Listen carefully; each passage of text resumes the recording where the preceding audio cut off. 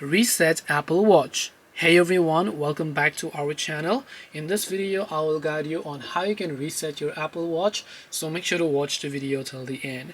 Resetting our Apple Watch is very simple. You go ahead and then press this little button, and now you go ahead and then open up settings. Once you open settings, scroll and then just look for the little general option as you can find here, and then tap on it.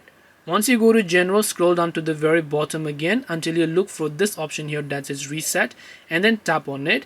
And here you can see erase all content and settings. You can see all these sorts of options. Now you can choose to erase all content and settings or reset home screen layout.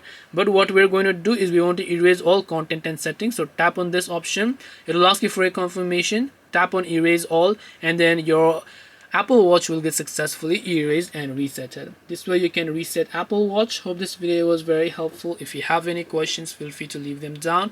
Thank you for watching and see you in the next video.